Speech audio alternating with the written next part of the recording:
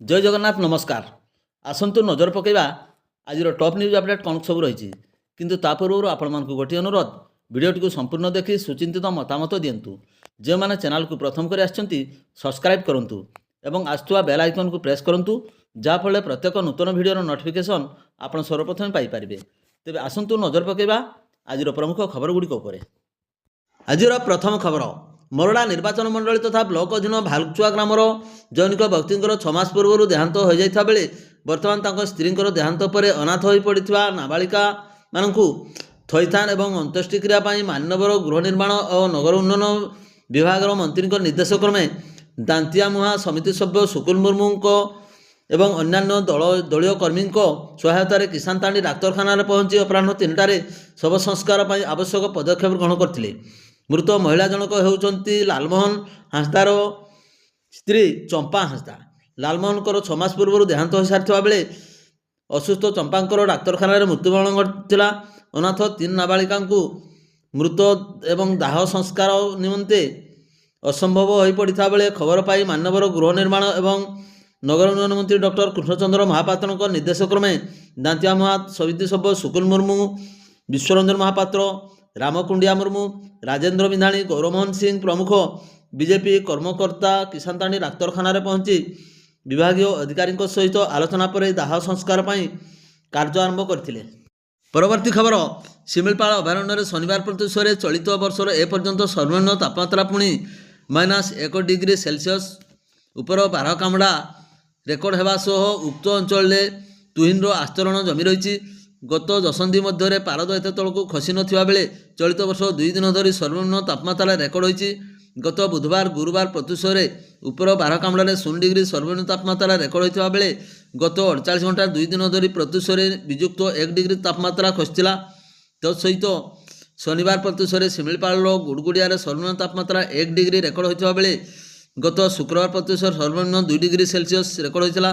तत्सहित चहलारे 3 degree बरईपाणी 4 degree एवं सातकोशिया और कियाझरे 9 degree सर्वनिम्न तापमात्रा record होती। जहाद्वारा उपर 12 कामड़ा एवं गुड़गुड़िया समेत शिमिलपाल अभयारण्य नड़ा घास और गछलता उपरे पड़ता काकर आस्तरण तुषार भ्रम सृष्टि करछि, जहाँ प्राकृतिक एक अपूर्व सौंदर्य तथा मनोरम दृश्य को भरपूर उपभोग करने शिमिलपाल अभयारण्य को पर्यटकों सुओ छुटी। शिमिलपाल देवस्थली जेनाबिल तारिणीबिला आज समेत विभिन्न स्थान में प्रबल ठंडा अनुभूत होउछि।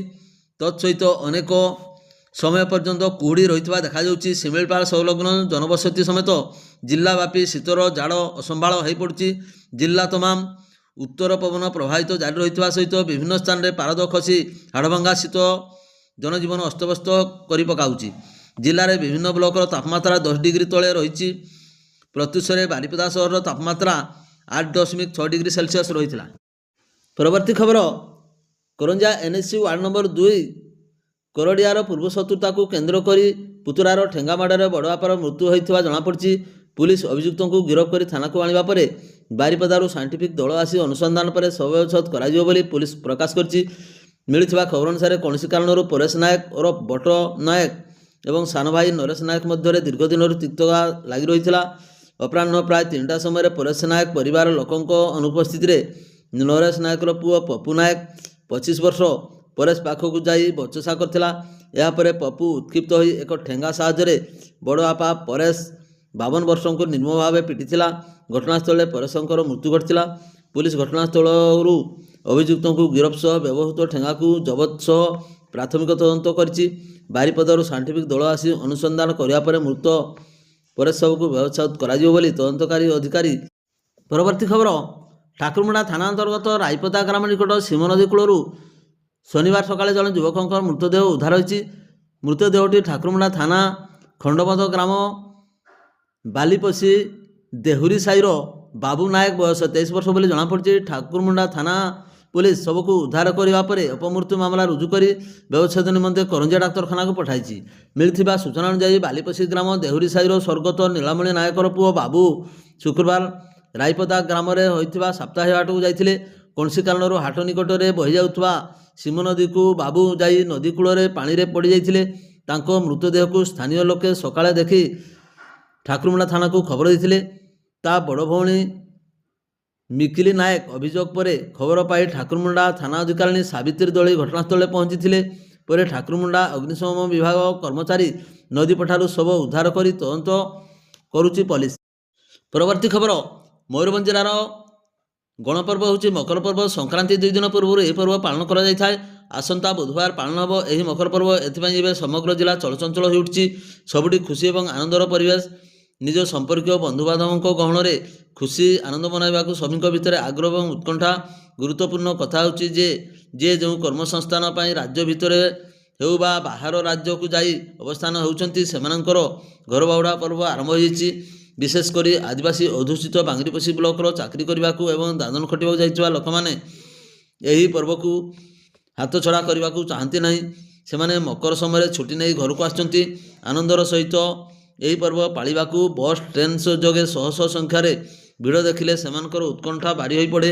ଏପଟେ ସେମାନଙ୍କର ସ୍ୱାଗତ ପାଇଁ ପ୍ରତି ଘର ସମ୍ମୁଖରେ ହୋଇଉଠିଛି ଆନନ୍ଦର ଉତ୍ସବ। ପରିବାର ଲୋକେ ଘରଦ୍ୱାର ଲିପାପୋଛା କରିବା ସହ ପରିବେଶ ସଫାସୁତୁରା କରିବାରେ ଲାଗିପଡ଼ିଛନ୍ତି।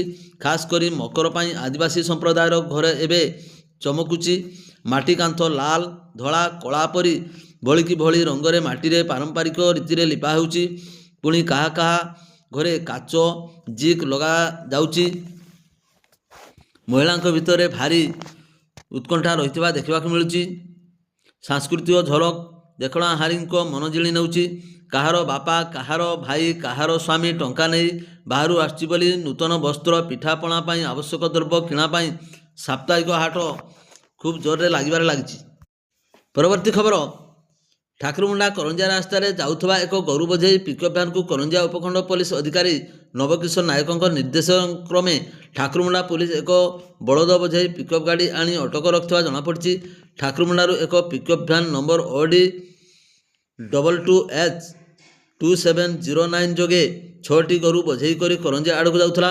କରଞ୍ଜିଆରୁ ଠାକୁରମୁଣ୍ଡା ଆସୁଥିବା ପୋଲିସ SDPO ଠାକୁରମୁଣ୍ଡା କରଞ୍ଜିଆ ରାସ୍ତାରେ କେନ୍ଦୁଝାଣି ଓ ସାନବଣି ନିକଟରୁ ଗୋଚାଲାଣ ଭ୍ୟାନ୍କୁ ଅଟକ ରଖିଥିଲେ। ଆବଶ୍ୟକ କାଗଜପତ୍ର ନ ଦେଖାଇ ପାରିବାରୁ ଗାଡ଼ି ସହ ବଳଦକୁ ଠାକୁରମୁଣ୍ଡା ପୋଲିସକୁ ହସ୍ତାନ୍ତରିତ କରାଯାଇଥିଲା। ପରବର୍ତ୍ତୀ ଖବର, ବୈଶିଙ୍ଗା ଥାନା ଅଧୀନ 18 ନମ୍ବର ଜାତୀୟ ରାଜପଥର ଖଇରବଣି ଛକ ଉପକଣ୍ଠ ରୟାଲ ଢାବା ସମ୍ମୁଖରେ ଶୁକ୍ରବାର ଅପରାହ୍ନରେ 2 ଅଟୋ ମଧ୍ୟରେ ଘଟିଯାଇଥିବା ମର୍ମନ୍ତୁଦ ସଡ଼କ ଦୁର୍ଘଟଣାରେ ମୋଟ 7 ଜଣ ଆହତଙ୍କ ମଧ୍ୟରୁ 5 ଜଣଙ୍କର ଅବସ୍ଥା ଖୁବ୍ ସଙ୍କଟାପନ୍ନ ଥିଲା।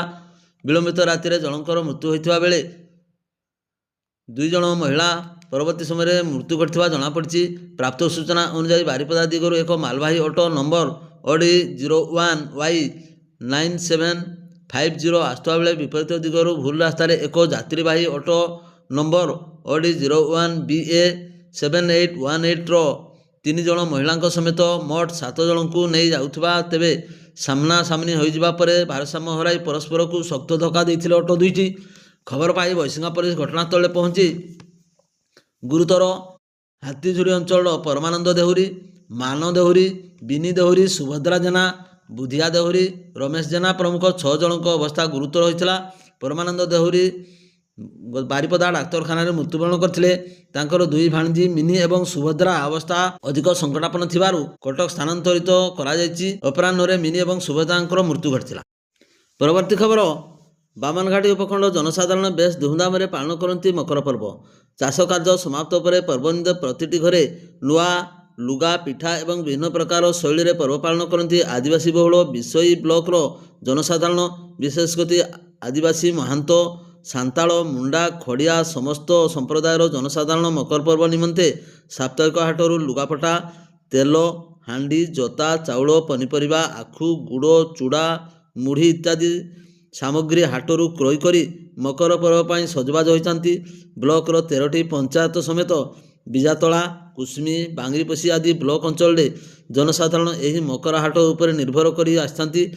ଏହି ଭିଡ଼କୁ ଦୃଷ୍ଟିରେ ରଖି ପୁଲିସ ପ୍ରଶାସନ ଟ୍ରାଫିକ ବ୍ୟବସ୍ଥାକୁ କଡ଼ାକଡ଼ି କରିଛି। ପାର୍କିଂ ଏବଂ ବଡ଼ ଗାଡ଼ିକୁ ବଜାର ଭିତରକୁ ଛଡ଼ାଯାଇନଥିଲା।